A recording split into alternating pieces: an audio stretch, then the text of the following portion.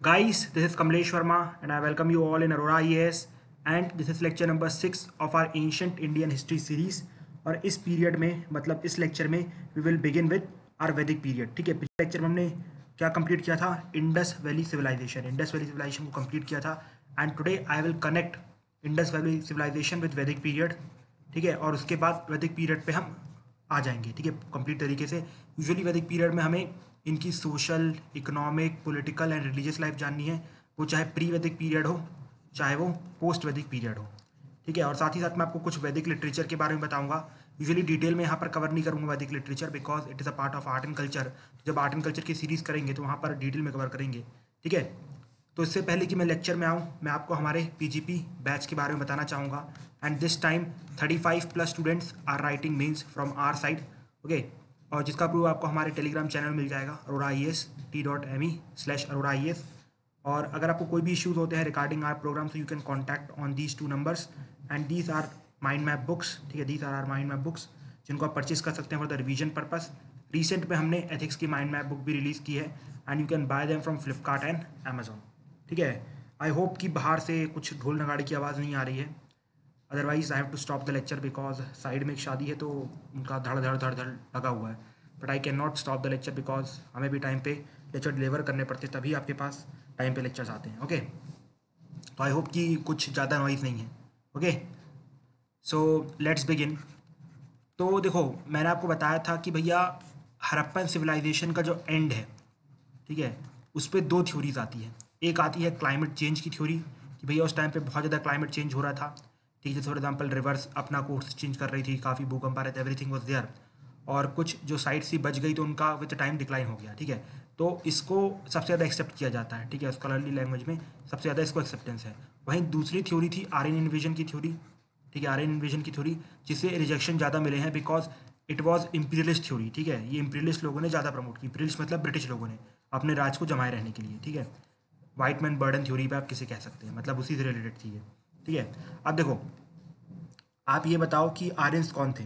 ठीक है, आर्यंस कौन थे? Can anyone tell me who are Aryans? देखो, अच्छा आपने हिटलर का नाम तो सुना होगा ना, अपने इकोनॉमिक्स लेक्चर में और मॉडर्न इंडिया के लेक्चर में मैंने बहुत बार नाम दिया है। तो जो हमारे ये इसी तरह स्वास्तिक बनता है ना, हाँ, उनका सिंबल ये था स्वास्तिक।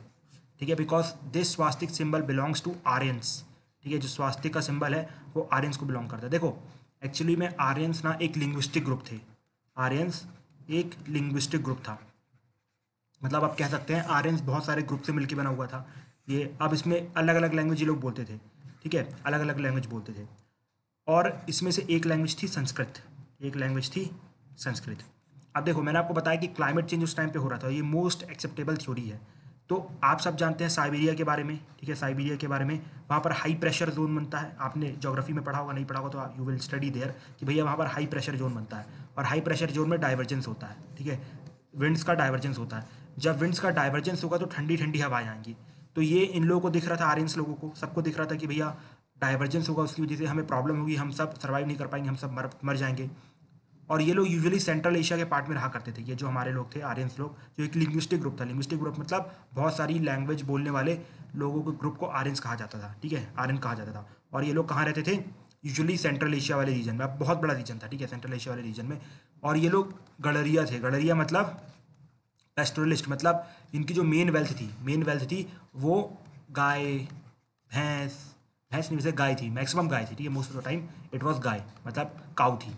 ठीक है, अब काऊ के लिए आप सब जानते हैं सबसे अच्छा रीजन वही है बिकॉज वहाँ पर ग्रास बहुत ज़्यादा है। जब ग्रास बहुत ज़्यादा है तो उनका काम बहुत अच्छे से चल रहा था। लेकिन क्लाइमेट चेंज हो रहा था। क्लाइमेट चेंज की वजह से इन लोग को अपनी जो रूट्स थी बदलनी पड़ी और हर साल ये लोग देखते थे ठंडी आती थी, लाइक विंटर इज़ कमिंग। ठीक है, winter is coming, nights are going to be long and very terrorising. वो याद है ना अपनी किसकी, गेम ऑफ थ्रोन्स की लाइन थी कुछ कि भैया रात काली है और बहुत खतरनाक होने वाली है। तो सेम विंटर इज कमिंग। इनको पता था वाइट वॉकर्स आने वाले हैं तो इनको भागना था। ठीक है, वाइट वॉकर्स आएंगे तो भागना पड़ेगा। तो अल्टीमेटली ये लोग जो पेस्टोरलिस्ट एरिया में रहते थे, सेंट्रल एशिया रीजन में रहते, तो उसमें से बहुत सारे ग्रुप अलग अलग जगह, कुछ लोग ग्रुप गए यूरोप में, कुछ ग्रुप गए ईरान साइड, मतलब अलग अलग जगह लोग डाइवर्ज हुए। और इन्हीं ग्रुप से आप कह सकते हैं जो जर्मन्स बने, फ्रेंच बने, इंग्लैंड वाले बने। ठीक है, ये सब यहीं से आया। उसी में से एक ग्रुप था जिसका नाम था इंडो आर्यंस। ठीक है, इंडो आर्यंस मतलब उनको हमने बाद में नाम दिया इंडो आर्यंस। वो लोग अपने साथ संस्कृत लैंग्वेज लेके इंडिया आते हैं। वो लोग इंडिया में आके सेटल हो जाते हैं। कहाँ पर सेटल होते हैं? उसी जगह पे जहाँ पर कौन सेटल थे, उसी जगह पे जहाँ पर कौन सेटल थे, हमारे मोहनजोदारो एंड हड़प्पा। तो अब आप एक्सपेक्ट करोगे कि फाइट होगी, नहीं भाई फाइट नहीं होगी। क्यों? बिकॉज वो लोग अप्रॉक्सीमेटली 1500 BC के आसपास आए थे। मैंने आपको बताया था क्लाइमेट चेंज के दौरान ही, मतलब हड़प्पा जो कल्चर था, लगभग आप कह सकते हैं मोहनजोदारो, हड़प्पन सिटी, ये लोग डिक्लाइन कर चुकी थी, बस नाम के फोर्ट्स रह गए थे। ठीक है, और आप कह सकते हैं इस टाइम पे अराइवल होता है किनका? आर्यंस का। ठीक है, अब ये सब जो मैंने इन्फॉर्मेशन बोली और हल्की फुल्की जो भी इन्फॉर्मेशन है आर्यन की लाइफ के बारे में, वो हमें उनके वेदास से मिलती है। उनकी जो बुक्स थी उनको हमने वेदास कहा। Actually we are also Aryans, मतलब कंप्लीट आर्यंस नहीं है, बिकॉज अब तो काफ़ी इंटरमिक्सिंग हो चुकी है, बहुत हमारे यहाँ इन्वेजन हो चुका है जिसकी वजह से इंटरमिक्सिंग हो चुकी है। बट आप कह सकते हैं नॉर्थ इंडियंस जो मैक्सिमम है वो आर्यंस है, बट फिर भी आते ना इंटरमिक्सिंग बहुत है। लाइक प्रतिहारास का इन्वेजन था, फिर साकाज आए, बैक्टीरियाज आए, तो मतलब बहुत इंटरमिक्सिंग हो सकती है। हम ये भी नहीं बोल सकते कि वी आर प्योरली आर्यंस। ठीक है, हम ऐसा भी नहीं बोलते वी आर प्योरली आर्यन। लेकिन अभी भी आप कह सकते हैं लद्दाख वाला जो रीजन है वहाँ पर आपको आर्यंस देखने को मिलेंगे। ठीक है, अगर उनकी मतलब बड़ी बड़ी नाक हैं, काफ़ी लंबे हैं, और वो लोग अभी भी किसी से शादी नहीं करते, पता है, मतलब अपनी ग्रुप में शादी करते हैं अपने आप को बचाने के लिए। अप्रॉक्सीमेटली उनकी आप कह सकते हैं 1200 लोग बचे हैं। अगर गूगल टाइम पे चलता है तो I will show you the Aryans. ठीक है, देखते हैं। अरे यार चलो, चल रहा है चल रहा है। ठीक है, आप आर्यंस को देखेंगे, आर्यंस। ठीक है, आपको आर्यंस यहाँ पर देखने को मिलेंगे। You will see the image, these people। ठीक है, दे आर आर्यंस। ये यूजली, अच्छा ये भी कंप्लीट नहीं है यार, वाली इमेज नहीं आ रही, इसको अभी मत रिकॉग्नाइज करना। मतलब काफ़ी लंबी लंबी नाक वाले पीपल थे ये लोग। ठीक है, अभी उसमें इमेज दिख नहीं रही है, but I will show you in the next lecture, don't worry. ठीक है, बट आप गूगल में सर्च करिएगा, like last 2 to 3 years ago I have seen that, तो आप उसमें देखिएगा एक बार। ठीक है, एक बार चेक करिएगा। बट ऐसे ही है ना, लद्दाख से ज़्यादा रिलेटेड है आर्यंस लोग। ठीक है, इतना याद रखना। सो अल्टीमेटली अभी बहुत ही कम सर्वाइवल बचा है आर्यंस का। बट ये था इंट्रोडक्शन अबाउट द आर्यंस। ठीक है, कि किस तरीके से आर्यंस लोग यहाँ पर आते हैं। और मैंने क्या बताया, जो उनकी सबसे इंपॉर्टेंट बुक है जिससे हमें इन्फॉर्मेशन मिलती है उनकी, उसका नाम है क्या? Vedas. Vedas. So let us read something about the Vedas. ठीक है, तो वेदास जो वर्ड है उसका जो रूट वर्ड है, मतलब आप कह सकते हैं जिससे मतलब पूरा वर्ड बना है, उसका नाम है विद। ठीक है, विद। अभी जो विद है इसका मतलब होता है सुपीरियर नॉलेज, मतलब वेदास से ऊपर कोई भी नॉलेज नहीं है, वेदास से ऊपर कोई भी नॉलेज नहीं है। Vedas are the ultimate knowledge. ठीक है, और वेदास जो हैं वो 4 वेदास हैं। ठीक है, there are 4 Vedas, Rigveda, Yajurveda, Samaveda and Atharvaveda. ठीक है, जो ऋग्वेदा है, ऋग्वेदा में अप्रॉक्सीमेटली देयर आर 1028 मंत्र। ठीक है, यम्स या yams whatever you want to call it, याद है ना, 1028 मंत्र है वहाँ पर। ठीक है, अभी यहाँ पर डिटेल में नहीं बताऊंगा, मैंने बताया बस थोड़ा सा इंट्रोडक्शन दूंगा, जिससे कि आपको हल्का फुल्का तो पता रहे कि इन वेदास में क्या है। ठीक है, तो याद रखना हमारे ऋग्वेदा में क्या है, ऋग्वेदा में 1028 मंत्र हैं। ठीक है, इसके बाद आता है यजुर्वेद। यजुर्वेद में जो भी सेक्रीफाइसेस होते हैं, ये जो भी रूल्स और प्रोसीजर रहती है, फॉर एग्जाम्पल शादी होने में ये होना है, ये होना है, तो वो सब जो मेंशन है वो यजुर्वेदा में है। ठीक है, इसके बाद आता है तीसरा सामवेद, इसको म्यूजिक वेद भी कहा जाता है। ठीक है, म्यूजिक का वेद भी कहा जाता है। इसमें कंप्लीट म्यूजिक है, मतलब जो मंत्र है। अब देखो आपको पता है उस टाइम पे यज्ञ कैसे होता था आर्यन टाइम पे। लाइक फॉर एग्जाम्पल अब हमारे जो भी कह सकते हैं सामवेदा वाले लोग आएंगे, complete their will be construction of proper यज्ञ। इसके बाद मंत्र बोलने वाला बंदा अलग रहेगा, मतलब पंडित अलग रहेगा। अब उसको म्यूजिक देने वाला सामवेद का बंदा रहेगा, तो वो म्यूजिक प्रोवाइड करेगा। उसके बाद रिचुअल्स के लिए अलग बंदा रहेगा। तो ठीक है, इसलिए अलग चार वेदा था, जिसके अकॉर्डिंगली सबका काम डिवाइडेड था उस टाइम पे। ठीक है, तो ऋग्वेदा में क्या है, 1028 मंत्र। सामवेद में क्या है, म्यूजिक। यजुर्वेद में क्या है, जो भी प्रोसेस होती है सेक्रीफाइस के दौरान। ठीक है, अब सेक्रीफाइस आपको पता है उस टाइम पे सेक्रीफाइसेस बहुत होते हैं। फॉर एग्जाम्पल कौन कौन से, अश्वमेध यज्ञ। ठीक है, और भी बहुत सारे यज्ञ के बारे में बताऊंगा जिसमें सेक्रीफाइसेस किए जाते थे। ठीक है, तो उसके बारे में जो मेंशन है वो किसमें है, यजुर्वेद में। और इसके बाद जो भी रिचुअल्स हुआ करते थे हमारे यहाँ, जो भी रिचुअल्स फॉलो करते थे, उसका मेंशन आपको अथर्ववेद में मिलेगा। ठीक है, लेकिन but let me tell you, ये जो इन वेदास की नॉलेज है वो इतनी टेक्निकल है ना कि उनको समझना बड़ा मुश्किल है, मतलब काफ़ी एक्सपर्ट्स लोग समझ सकते हैं। और ये उस टाइम पे भी अप्लाइड था, आज भी अप्लाइड है, उस टाइम पे भी अप्लाइड था। इसलिए क्या हुआ, उन बुक्स को समझाने के लिए लोगों ने अपनी तरफ से, मतलब काफ़ी ग्रुप ऑफ सेक्शन आए, मतलब कुछ सेक्शंस थे जिन्होंने अपनी तरफ से इन बुक्स का एक्सप्लेनेशन मतलब जाहिर किया। ठीक है, और उसमें मेनली 3 आते हैं। एक है ब्राह्मण्स, मतलब एक बुक का नाम है। ठीक है, नॉट ऑफ द कम्युनिटी। इसके बाद दूसरे थे उपनिषद्स और तीसरे थे अरंक्यास। मतलब ये लोग क्या कर रहे हैं, वेदास को अपने तरीके से एक्सप्लेन करने की कोशिश कर रहे हैं। जैसे ब्राह्मण्स का जो मेजर फोकस था, ये ब्राह्मण्स के द्वारा ही लिखी गई थी मतलब, और इनका मेजर फोकस कहाँ रहेगा, सेक्रीफाइस और प्रेयर्स में, ठीक है। मतलब ये बताते थे मेनली, आप देखोगे ये उनकी जो बुक थी mainly it was explanation of Yajurveda. मतलब यहाँ पर आप देखोगे लिखा रहेगा कि आप ये वाला सेक्रीफाइस कर दो तो आपको स्वर्ग मिलेगा, आप ये कर दो तो ये मिलेगा, आप ये वाला कर दोगे तो आपको इतने बड़े राजा बन जाओगे। So this was all about Brahmans, ठीक है। इसके बाद उपनिषद, ठीक है। उपनिषद एक फिलोसफिकल टेक्स्ट थी, मतलब यहाँ पर जो भी वेदास की फिलोसफी थी ना उसके बारे में मेंशन था। इसके बारे में I will tell you in detail in art and culture series, ठीक है। इसके बाद आ जाते हैं हमारे सामने अरंक्यास। अरंक्यास को फॉरेस्ट बुक्स भी कहा जाता है, क्यों? बिकॉज अरंक्यास में क्या था, यूजुअली सुपरफिशियल चीज़ें थी, मतलब जादू था। तो अब ये यूजुअली जो भी संन्यास आश्रम में रहता था, उनके जो आखिरी के 25 साल रहते थे, सन्यासी जो बन जाता था, उनको ये सब दिखाया जाता था कि देखो भाई ऐसा जादू होता है, सब दिखाया था ना कि भाई वो हमने न्यूक्लियर बॉम्ब ब्लास्ट कर दिया, कुछ नहीं हुआ एंड एवरीथिंग, ठीक है। ये सब अरंक्यास में है। आप इसके बारे में टेंशन मत लो, ये जितना भी लिटरेचर है उपनिषद, अरंक्यास, ये सब डिटेल में हम पढ़ेंगे कहाँ पर, इन are art and culture series, ठीक है। बट मैंने फिर भी बता दिया कि जो आर्यंस का सोर्स क्या था, ठीक है। आपको समझ में आया कि आर्यन का ओरिजिन क्या था, कि किस तरीके से आर्यंस इंडिया में आए और किस तरीके से डिफरेंट डिफरेंट रीजन में गए, ठीक है। और याद रखना ये जो भी मैंने कहा ये डिबेटेबल है, ठीक है। मैंने आपको सबसे एक्सेप्टेबल व्यू बताया है, ठीक है। इसके अलावा तिलक साहब ने अपने व्यू दिए थे, अम्बेडकर साहब ने अपने व्यू दिए थे, लेकिन मैंने सबसे एक्सेप्टेबल व्यूज़ बताया है, ठीक है। सबसे एक्सेप्टेबल व्यूज़ बताए हैं जो कि एनसीईआरटी और तमिलनाडु में मेंशन है, ठीक है। समझ में आया? और इसके बाद second thing that we have discussed the literature of the Aryan, that is the Vedic literature, ठीक है। अब वेदास के हिसाब से हम जो कंप्लीट आर्यन का टाइम है उसको दो पार्ट्स में डिवाइड करते हैं, ठीक है। दो पार्ट्स में डिवाइड करते हैं। एक आता है ऋग्वेदा, मतलब ये आप कह सकते हैं प्री वेदा पीरियड, ऋग्वेदा पीरियड, और उसके बाद पोस्ट वैदिक पीरियड आता है, ठीक है। आपको यहाँ पर देखने को मिल जाएगा, वेयर इट इज़, हाँ यहाँ पर, ठीक है। कहाँ गया, हाँ ये रहा। सबसे पहले हमारे सामने आता है अर्ली वैदिक पीरियड और उसके बाद लेटर वैदिक पीरियड। अर्ली वैदिक पीरियड आएगा 1500 BC से लेके 1000 BC तक। मैंने आपको बताया था इनकी एंट्री कब हुई थी, 1500 BC में। 1500 BC में क्या हुआ था, हड़प्पन्स का डिक्लाइन हो चुका था। जो मेजर सिविलाइजेशन थी, मतलब जो मेजर सिटीज़ थी, उनका डिक्लाइन हो चुका था। धोलावीरा बची थी एक इंपॉर्टेंट साइट, ठीक है। इसके बाद आप कह सकते हैं मैक्सिमम सिटीज़ का डिक्लाइन हो चुका था। अब जो 1000 से 600 BC तक आएगा उसमें क्या मिलेगा आपको, लेटर वैदिक पीरियड। इसके बाद मैं आपको ये बताऊंगा लेटर वैदिक पीरियड से हाउ महाजनपदास राइज, और फिर महाजनपदास से कैसे मगध आया, मगध से फिर कैसे मौर्याज आए, मौर्य से कैसे पोस्ट मौर्यास, मतलब बहुत सारी डायनेस्टीज आई, उसके बाद कैसे गुप्ताज आए, अल्टीमेटली हर्षा कैसे आया, और हमारी यहाँ पर एंशिएंट हिस्ट्री हुई ख़त्म, ठीक है। इस तरीके से आई विल कनेक्ट द थिंग्स। जैसे आपने देखा अभी तक मैंने ट्राई किया है कि आपको कनेक्टिविटी में प्रोवाइड कर सकूँ। यहाँ पर अब आर्यन का इन्वेजन हुआ, मतलब आर्यंस की एंट्री हुई, तो मैंने इसको अलग से ऐड किया कि किस तरीके से आर्यन की एंट्री हुई और किस तरीके से we can related with Harappa, ठीक है। अब हम ट्राई करते हैं समझने का कि किस तरीके से उनका पॉलिटिकल ऑर्गेनाइजेशन था, रिलीजियस ऑर्गेनाइजेशन था, इकोनॉमिक ऑर्गेनाइजेशन था एंड सोशल लाइफ थी। सो देखो मैं यहाँ पर इसको भी कनेक्ट करने की कोशिश करूँगा, ठीक है। तो इसलिए हमें चालू करनी पड़ेगी इकोनॉमिक्स की, मतलब इकोनॉमिक्स से रिलेटेड। देखो आप देखना कोई भी शुरुआत होती है so it is just related to economics. जो हमारे कार्ल मार्क्स ने कहा है, जो मैन ने पहला एक्ट किया था that was an economic act, ठीक है। मार्क्स साहब का कहना था कि भैया सबसे पहले आइडिया आया है, नॉट आइडिया में क्या बोल रहा था मैं, मतलब सबसे पहले हमारा आप कह सकते हैं मटेरियल आया है, ठीक है। मटेरियल आया है, उसके बाद आइडिया आया है, ठीक है।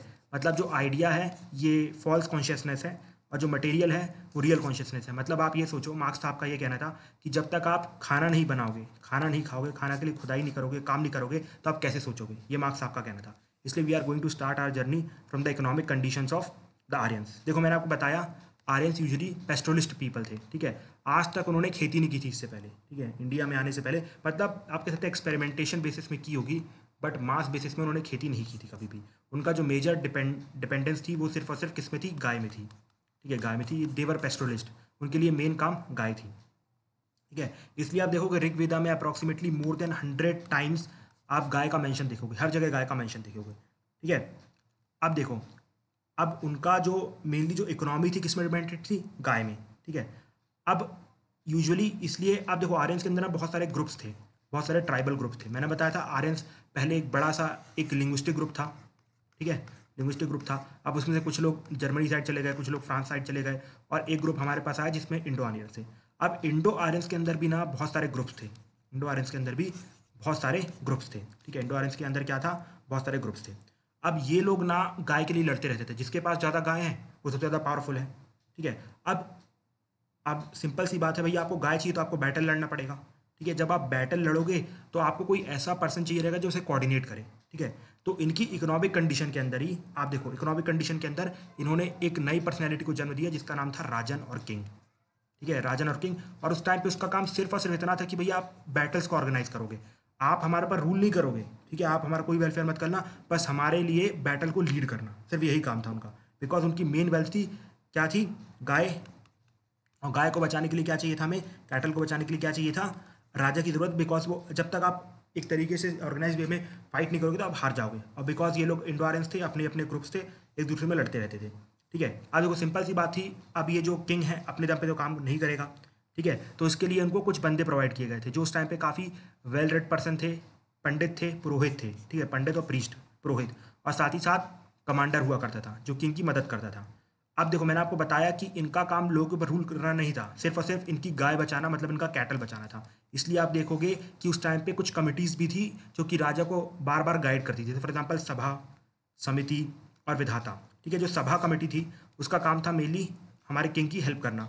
समिति का काम था जुडिशियल फंक्शन और जो भी लेजिस्लेटिव फंक्शन थे, फॉर एग्जांपल क्या गलत हो रहा है, क्या सही हो रहा है, उस सब पे राय देना, ठीक है, मतलब लोगों का जो भी डिस्प्यूट था उसको सॉल्व करना। विधाता जो था उसका खास मेंशन बुक्स में नहीं मिलता है, बट फिर भी ऐसा कहा जाता है कि that was a religious organisation, मतलब जो भी रिलीजन के काम होते थे वो विधाता ऑर्गेनाइजेशन देखती थी, ठीक है। लेकिन याद रखना यहाँ पर कुछ भी एक तरीके से राजा का कुछ भी जिस तरह का काम था ना अशोका के टाइम पे कि भैया I am your father, I will do something something blah blah, मतलब यहाँ पर सिर्फ और सिर्फ मैनेजर का काम था, ठीक है, ये मैनेजर था। इसलिए यहाँ पर इनका इतना कंट्रोल था, सभा का कंट्रोल था, समिति का कंट्रोल था, विधाता का कंट्रोल था, और पुरोहित, प्रीस्ट, ये सब सिर्फ उनको हेल्प करने के लिए थे, ठीक है। लेकिन जो राजा बनता था उस टाइम पे भी पोस्ट मोनार्कियल होती थी, ठीक है। मोनार्कियल मतलब हेरिडिटरी पोस्ट होती थी, मतलब राजा का बेटा ही राजा बनेगा, मतलब मैनेजर का बेटा ही मैनेजर बनेगा, लेकिन he has to work on the advice of the पुरोहित और कमांडर एंड दीज कमिटीज़, ठीक है।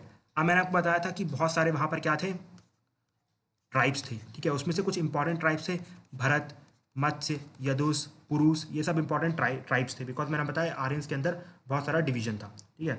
अब देखना कि मैंने आपको ये बताया इकोनॉमिक्स से कैसे इनकी पॉलिटिकल ऑर्गेनाइजेशन बनी, इकोनॉमिक्स से कैसे इनकी पॉलिटिकल ऑर्गेनाइजेशन बनी। इकोनॉमिक्स थी, सिंपल सी बात है, बैटल्स लड़ने थे, बिकॉज अपनी जो गाय थी, कैटल थी, उसको बचाना था, तो हमारे पास क्या निकल गया, पॉलिटिकल ऑर्गेनाइजेशन। अब मैंने इकोनॉमिक्स थोड़ा बहुत कम बताया, अब यहाँ पर और कंप्लीट कर देता हूँ। देखो इकोनॉमिक्स के नाम पे ये लोग सिर्फ और सिर्फ आप कह सकते हैं कैटल पे डिपेंडेंट नहीं थे, साथ ही साथ ये लोग कारपेंट्री किया करते थे, ठीक है, और स्पिनिंग मतलब वही चरखा चलाना, गांधी चरखा, फिर सोने का ये सब भी काम करते थे। और जितना भी मिलता था चीज़ों का उसका जो भी बड़े बड़े लोग होते थे उनसे ट्रेड किया करते थे। जैसे फॉर एग्जांपल ये देखो ट्राइबल्स थे, ठीक है, और कुछ एडवांस सिविलाइजेशन थी उस टाइम पे, तो इनसे आके वो लोग चीज़ें खरीदा करते थे, और ये लोग मेनली बार्टर सिस्टम पे ट्रेड होता था। इस सिस्टम पे बार्टर सिस्टम पे ट्रेड होता था। लेकिन अगर बहुत ही बड़ी अमाउंट है, मतलब बहुत ज़्यादा बड़ी अमाउंट है, मतलब बहुत हैवी ट्रेड है, तो उस टाइम पे भी गोल्ड कॉइन्स थे, निष्का बोलते थे इसको, क्या बोलते थे, निष्का बोलते थे। अब यहाँ पर एक क्वेश्चन और आता है कि भैया ये जो हमारा मैनेजर साहब हैं वो चीज़ों को मैनेज कर रहे हैं, तो क्या वो कोई टैक्स लेते थे? नहीं। याद रखना प्री वैदिक पीरियड में, मतलब प्री वैदिक पीरियड में देयर वाज नो टैक्स, ठीक है, नो टैक्स, कंपलसरी कोई टैक्स नहीं था, लेकिन एक इनवॉलेंट्री टैक्स था, एक इनवॉलेंट्री टैक्स था जिसको हम बाली बोलते हैं। क्या बोलते हैं जिसको हम? बाली बोलते हैं। क्या बोलते हैं? बाली बोलते हैं, ठीक है, इनवॉलेंट्री टैक्स, बाली को आप याद रखिएगा, ओके।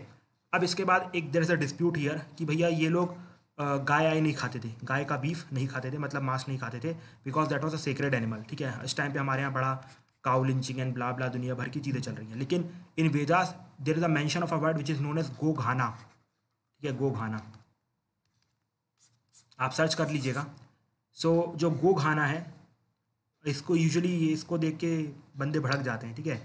लाइक मेरा एक फ्रेंड था, तो वो बड़ा ही मतलब हिंदुज़म टाइप का बंदा है, ठीक है। तो हम लोग की भी बड़ी चर्चा हो रही थी, मैंने बोला था कि मतलब उसने बोला कि नहीं यार ये लोग तो शुरू में गाय नहीं खाते थे, यहाँ पर तो लोगों ने नया गाय खाना चालू कर दिया है तो उनको लिंच कर देना चाहिए, मतलब काफ़ी एक्सट्रीमिस्ट टाइप का पर्सन है वो, ठीक है। तो मैंने बताया कि भाई वेदा में there is a mention of a word होगा ना, तो उसने मेरी कॉलर पकड़ ली थी, मतलब इतना भड़क जाते। तो आप लोग मत भड़ाइएगा, यू आर रैशनलिस्ट पर्सन, तो रैशनलिस्ट पर्सन की तरह बिहेव करिएगा, यू चेक द फैक्ट, ठीक है, मैं फैक्ट चेक करने के बाद ही प्रेजेंट करता हूँ। तो गो खाना का मेंशन है कि गाँव का खाना, ठीक है, गाँव मतलब काऊ, काऊ, गाँव काऊ, ठीक है, कैटल का खाना। तो एक्चुअली गो खाना मतलब होता है कि उस टाइम पे वैदिक पीरियड में क्या होता है, वैदिक पीरियड में जब भी कोई गेस्ट आता था, अगर वो बहुत ही इंपॉर्टेंट गेस्ट है, तो फॉर एग्जांपल अगर मेरे घर में अभी प्राइम मिनिस्टर मोदी साहब आ जाए, तो मैं ट्राई करूंगा, मैं उनको सबसे बेस्ट खाना प्रोवाइड करूंगा अपनी तरफ से। तो उस टाइम पे भी सबसे बेस्ट चीज़ उनके पास क्या होती थी, आर्यंस के पास गाय, तो वो लोग गाय का बीफ ऑफर किया करते थे, ठीक है। लेकिन वो लोग गाय को मतलब रेगुलर बेसिस में नहीं काटते थे, मतलब वो दैट वाज प्रोहिबिटेड, ठीक है, याद रखना दैट वाज प्रोहिबिटेड। और मेनली स्पिरिचुअल पर्पस नहीं था उस टाइम पे, ठीक है। याद रखना, जो आर्यस थे शुरू में स्पिरिचुअल पर्सन नहीं थे, वो बाद में बुद्धिज्म की वजह से किस तरीके से बुद्धिज्म उनको स्पिरिचुअलिज्म तरह की राह में ले जाता है वो मैं आपको बताऊंगा, लेकिन they were not spiritual person, ठीक है, they were not at all spiritual person. जो गाय को वो लोग नहीं खाते थे, गाय का खाना प्रोहिबिटेड था, उसका मेन रीज़न था इकोनॉमिकल। आप सोचो किसी की इकोनॉमी ही गाय के ऊपर चल रही है तो कैसे गाय को खाया जा सकता है। जैसे फॉर एग्जाम्पल अगर हमारी इकोनॉमी मान लीजिए अभी ट्रेड आप कह दीजिए सिर्फ सोने पे होता, तो क्या हम सोने को खराब करते, गोल्ड को खराब करते? कभी नहीं करते।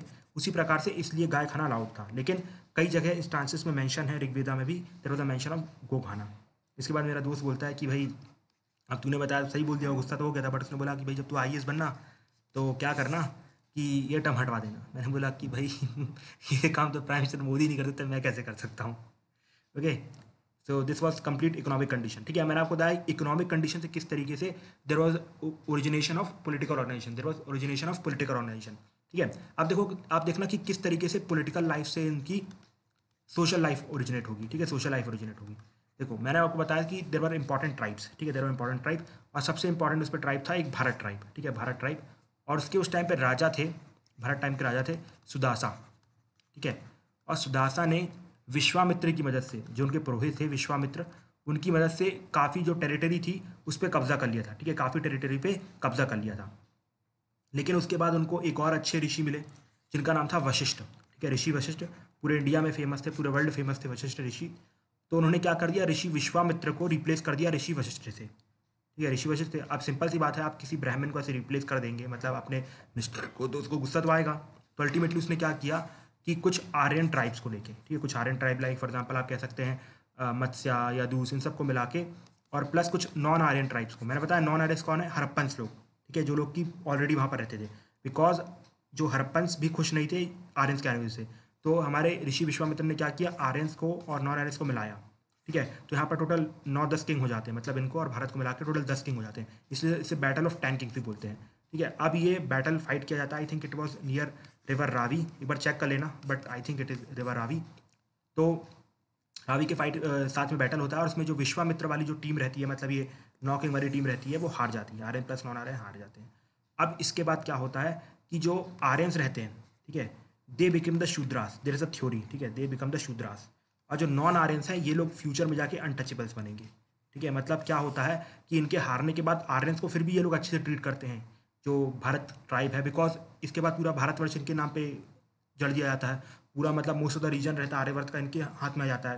तो अल्टीमेटली आर्यंस को अच्छी ट्रीटमेंट मिल रही थी हारने के बाद भी, ठीक है, because they belong to the same category, और नॉन आर्यंस को बेकार ट्रीटमेंट मिल रही थी। और ऐसा कहा जाता है यही आगे जाके फ्यूचर में क्या अनटचेबल्स बनेंगे, ठीक है। अनटचेबल्स की मतलब इनको कैटेगराइज किया जाएगा। तो यहाँ से भी आप कह सकते हैं कि सेपरेशन यहीं से चालू हो गया था, ठीक है। ऑलरेडी आर्यंस के बीच में सेपरेशन था, मतलब they were divided into different varnas like Brahmin, Kshatriya, वैश्य, शूद्र, ठीक है। और जो नॉन आर्यंस का भी एक डिवीजन बन गया था, तो यहीं से स्ट्रैटिफिकेशन ऑफ सोसाइटी स्टार्टेड। तो यहीं से आप कह सकते हैं कि इतना सोशल डिसऑर्गेनाइजेशन था इनके बीच में, ठीक है। अब हम जो बकवास की लिखी हुई चीज़ें हैं जो सबको पता है या फिर पता नहीं है तो फिर भी मैं बता दूंगा। देखो सबसे पहली बात तो आप देखा किस तरीके से आप पॉलिटिकल वे में, देखो मैंने आपको इकोनॉमिक्स से पॉलिटिक्स कनेक्ट की, अब पॉलिटिक्स से मैंने आपको सोशल लाइफ कनेक्ट की। अब सोशल लाइफ के कुछ बेसिक हैं वो बता देता हूँ। देखो कि उस टाइम पे जो बेसिक यूनिट होती थी कंप्लीट आप कह सकते हैं उनकी सोसाइटी की, वो थी फैमिली, ठीक है, फैमिली या फिर कुल, ठीक है, कुल। और जो फादर है, फादर का मतलब पूरा कंट्रोल रहता था फैमिली के ऊपर। और जो सोसाइटी थी वो पेट्रियार्कल थी। कैसी थी? पेट्रियार्कल, मतलब कि मेल डोमिनेशन सोसाइटी, ठीक है, मेल डोमिनेटेड सोसाइटी। बट फिर भी ऋग्वेदा के टाइम पे वुमेन की जो कंडीशन थी लगभग इक्वलेंट थी। मतलब आप ऐसा नहीं कह सकते कि उनको दबाया जाता था, उनको कंप्लीट स्पिरिचुअल राइट दिए जाते थे, इंटेलेक्चुअल डेवलपमेंट, मतलब उनको पढ़ाई वढ़ाई सब करवाई जाती थी। मतलब इस तरीके से जैसा फ्यूचर में ना अभी हमारे पास है कि हमारे यहाँ भी जो हमारी बहनें हैं वो टाइम पे पढ़ सकती हैं, सेम स्कूल में जा सकती हैं, तो ये सब ऋग्वेदा में अलाउड था, ओके। और लेकिन फिर भी जो सोसाइटी थी पेट्रियार्कल थी, मतलब डिमांड फिर भी लोग लड़के की ही करते थे कि हमारे पास सुपुत्र आए, ठीक है, इस तरह की डिमांड रहती थी। और उस टाइम पे मोनोगैमी प्रैक्टिस में थी। मोनोगैमी मतलब सिर्फ और सिर्फ एक शादी अलाउड थी, ठीक है, लेकिन ये सब कॉमन मैन में था। Monogamy was in common man, मतलब जो अपन जैसे मिडिल क्लास लोग हैं और जो किसी पोस्ट में नहीं है, ठीक है। लेकिन जो बड़े बड़े लोग होते थे, राजा लोग हुआ करते थे, राजन हुआ करता था, उनकी जो पोस्ट रहती थी वो मतलब उनकी जो शादी रहती थी पॉलीगैमी हुआ करती थी, मतलब एक से ज़्यादा वाइफ हुआ करती थी उनकी। और उसके बाद मैंने आपको ऑलरेडी बता दिया कि वुमेन की पोजीशन बहुत अच्छी थी उस टाइम पे, काफ़ी फेमस वुमेन निकल के आई, पोइट्स निकल के आई, फॉर एग्जाम्पल अपाला, घोसा, इन दोनों के नाम याद रखना, कई बार कोट करने पड़ेंगे, ठीक है। जब आर्ट एंड कल्चर के आंसर आप उसमें लिखोगे, क्या कहते हैं आप उसे, हाँ मेंस में GS1 में लिखोगे, ठीक है। और इसके बाद there was no child marriage, ठीक है, सती की भी कोई प्रेजेंस नहीं थी। साथ ही साथ आप उनकी अगर कल्चरल लाइफ की बात करो तो कंप्लीट वो लोग वुलन क्लोथ्स पहना करते थे, कॉटन और वुल के क्लोथ्स पहना करते थे और बहुत सारे ऑर्नामेंट पहना करते थे, नॉट लाइक हरप्पन्स, ठीक है। हरप्पन्स काफ़ी फैशन कॉन्शियस थे, ये लोग इतने फैशन कॉन्शियस नहीं थे। और याद रखना, eating of cow meat was prohibited, but somewhere there is a mention of गो खाना, ठीक है, गो खाना, भड़कना नहीं भाई, ठीक है। रैशनल पर्सन हो, रैशनल पर्सन की तरह सोचो, ठीक है। इसके बाद मैंने आपको ऑलरेडी बताया कि जो उस टाइम पे सोशल डिवीजन था वो रिजिड नहीं था, ठीक है। सोशल डिवीजन जो था वो रिजिड नहीं था, सिंपली वो लोग 4 पार्ट में डिवाइडेड थे, ठीक है, सिर्फ और सिर्फ 4 पार्ट में डिवाइडेड थे। और सोशल मोबिलिटी वॉज अलाउड, मतलब ब्राह्मण कैन बिकम शूद्रा, शूद्रा कैन बिकम ब्राह्मण, दिस वॉज ऑल अलाउड, ठीक है। इसी के साथ आज का इस लेक्चर को हम खत्म करते हैं। रिलीजियस लाइफ बची है, तो रिलीजियस लाइफ ऋग्वेदिक पीरियड की हम डिस्कस करेंगे अगले लेक्चर में, और जो भी बचा हुआ पार्ट है that will try to complete in the next lecture, और आई थिंक 2 और लेक्चर लग सकते हैं। But till that time, thank you and have a nice day friends.